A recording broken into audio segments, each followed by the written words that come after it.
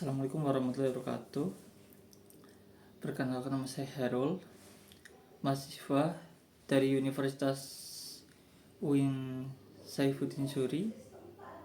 Akan mereview sebuah buku yang berjudul Siklus Pasar Saham, karya dari Raymond Budiman. Di dalam buku tersebut kita bisa mengambil beberapa pelajaran mengenai sudut pandang sebuah investor, sudut pandang seorang investor, mulai dari bagaimana investor tersebut membeli saham sampai investor tersebut mengelola saham hingga menjual sahamnya.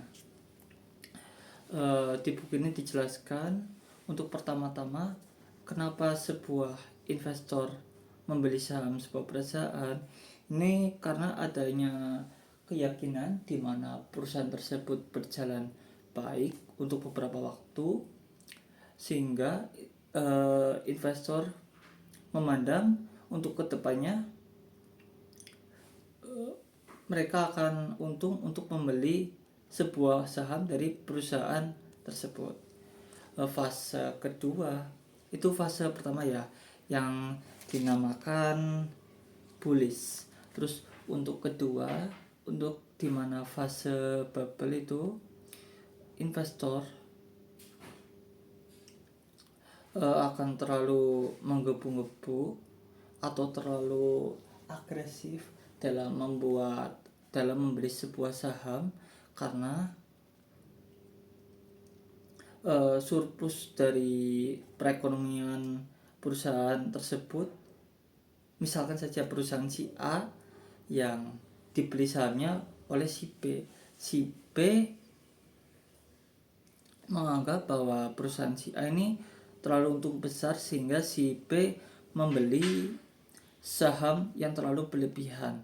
Terus ke fase ketiga yaitu saturated, yaitu di mana tidak ada perkembangan di dalam perusahaan tersebut, sehingga investor pun mulai jenuh di dalam tahap ini. Untuk yang keempat ada tahap crash, di mana sebuah perusahaan mengalami penurunan signifikan dalam penjualan maupun dalam segi kemampuan perusahaan tersebut bertahan, sehingga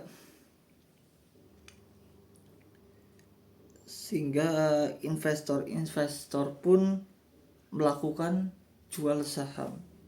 Terus kelima ada fase bottoming, di mana sebuah perusahaan tersebut sudah berada di titik paling bawah, sehingga dipandang investor itu sebuah kesempatan emas untuk membeli sebuah saham dari perusahaan ini.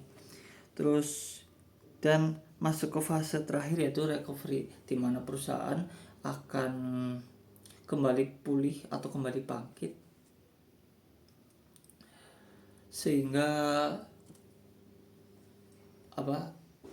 perusahaan tersebut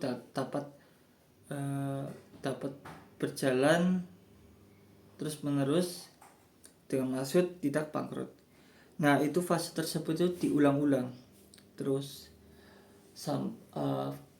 Kapan fase tersebut berakhir? Fase tersebut berakhir ketika perusahaan tersebut tidak bisa lagi melakukan recovery, seperti perusahaan Tupperware, di mana dia sudah tidak sanggup untuk melanjutkan sebuah perusahaannya. Ya, mungkin teman-teman jika ingin mengetahui lebih lanjut lagi mengenai apa saja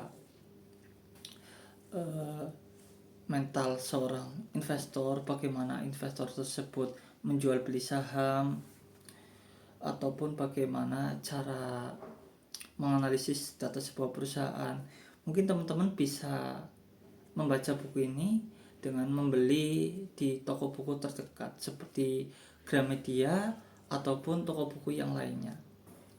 Ya mungkin sekian saja dari saya. Terima kasih.